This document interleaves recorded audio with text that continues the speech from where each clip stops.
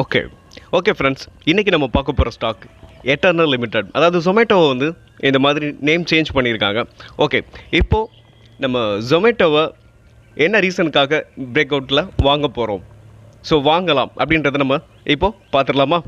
So first உங்களுக்கு பார்த்திங்கன்னா ஒரு சேனலில் தான் இந்த ஸ்டாக் வந்து மூவ் ஆகிட்டு இருந்துச்சு. இப்போ பார்த்தீங்கன்னா உங்களுக்கு இந்த சேனல் பிரேக் அவுட் நடந்திருக்கு. இந்த சேனலை பார்த்தீங்கன்னா தெரியும், நான் உங்களுக்கு ரெட் கலரில் ஆரோ மார்க் பண்ணியிருக்கேன். ஸோ அது எப்போல்லாம் இந்த எத்தனை டைம் இந்த சேனலை வந்து ஹிட் பண்ணியிருக்கு அப்படின்றத நான் உங்களுக்கு மென்ஷன் பண்ணியிருக்கேன்.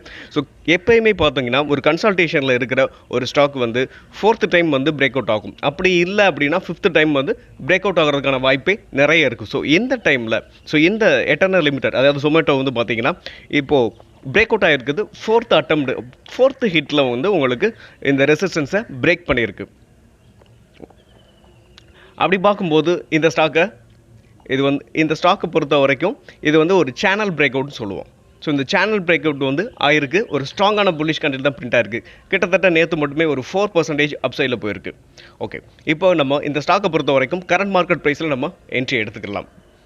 ஸோ என்ட்ரி எடுத்துக்கிட்டு உங்களுக்கு எஸ்எல் எங்கே வைக்கலாம் அப்படின்னு பார்த்தீங்கன்னாலும், ஒரு ஸ்விங் ட்ரேடிங்காக நீங்கள் வாங்க போகிறீங்கன்னா தாராளமாக கரண்ட் மார்க்கெட் ப்ரைஸில் நம்ம ஃப்ரைடே என்ட்ரி எடுத்துக்கலாம். ஒரு ஸ்விங் ட்ரேடிங்காக வாங்க போகிறீங்கனாலும் தாராளமாக நீங்கள் என்ட்ரி எடுத்துக்கலாம். ஸ்விங் ட்ரேடிங்கோட எஸ்எல்னு பார்த்தீங்கன்னா நீங்கள் கீழே வச்சுக்கலாம்.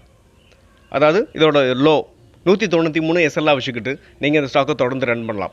இல்லை நான் ஸ்விங் ட்ரேடிங்காக வாங்க போகிறோம் அப்படின்னு பார்த்தாலும் உங்களோட ரிஸ்க் மேனேஜ்மெண்ட்டுக்கு தகுந்த மாதிரி நான் எங்கே வைக்கலாம் அப்படின்னு பார்த்தீங்கனாலும் என்னை பொறுத்த வரைக்கும் எஸ்எல் வந்து இங்கே தான் வைப்பேன்.